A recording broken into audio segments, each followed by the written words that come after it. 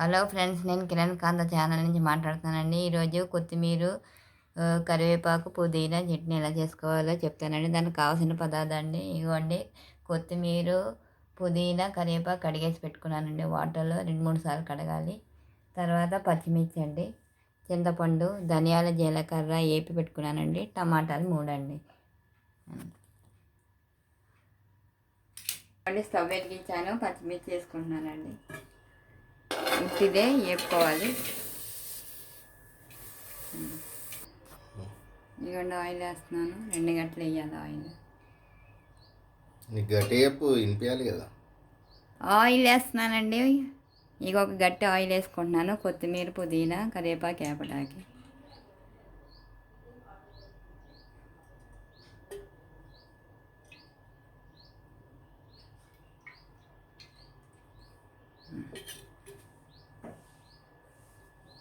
ఇదిగోండి కరివేపాకు కూడా వేసాను.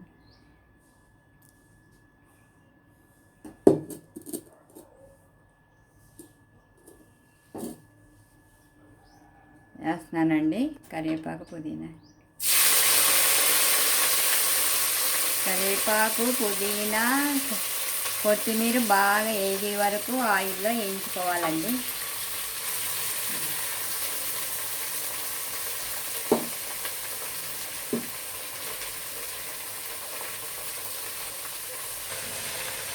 ఇదిగోండి పచ్చిమిర్చి అయితే వేపేసి పెట్టుకున్నాను ఉట్టియే, ఆయిల్ లేకుండా.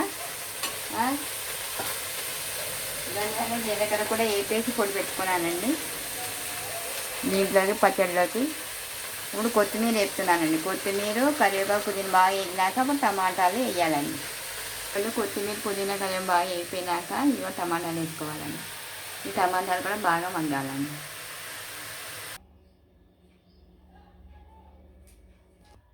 ధనియాలు, జీలకర్ర వేపుకున్న 2 చెంచాలు కొంచెం వేసుకోండి. తర్వాత పచ్చిమిర్చి వేసుకోండి. కారం ఎక్కువ కావాలంటే ఎక్కువ వేసుకోండి. నేను కారం తర్వాత చూసి వేసుకుంటాను. తర్వాత చింతపండు అండి, గింజలు లేకుండా చూసుకొని వేసుకోవాలి.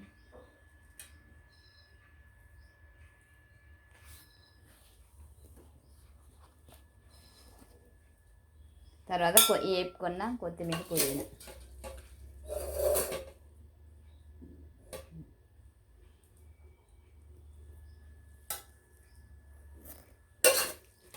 టమాటాలు కూడా.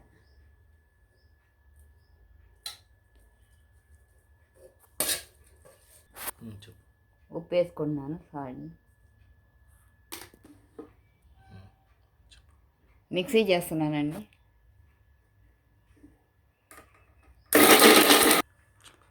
ఇదిగోండి మిక్సీ లేని వాళ్ళు రోట్లో రుబ్బుకోవచ్చు అండి. మిక్సీ ఉన్న వాళ్ళు ఇలా ఇదిగోండి మిక్సీ చేసుకోవచ్చు. కొత్తిమీర, పుదీనా, కరివేపాకు చట్నీ అండి. కంటికి చాలా మంచిదండి. ఇలా చేసుకుంటే చాలా టేస్టీగా ఉంటుంది. మీరు కూడా చేసుకొని ఇంట్లో అందరికీ పెట్టండి. నా ఛానల్ని లైక్ చేసి సబ్స్క్రైబ్ చేయండి. ఈ చట్నీ చాలా మంచిదండి. ఒంటికి కానీ, కంటికి కానీ, ఆరోగ్యానికి. ఇది దోశల్లో కానీ, ఇడ్లీలో, చపాతీలో, అన్నంలో, వేడివేడి అన్నంలో కూడా వేసుకొని తినొచ్చండి.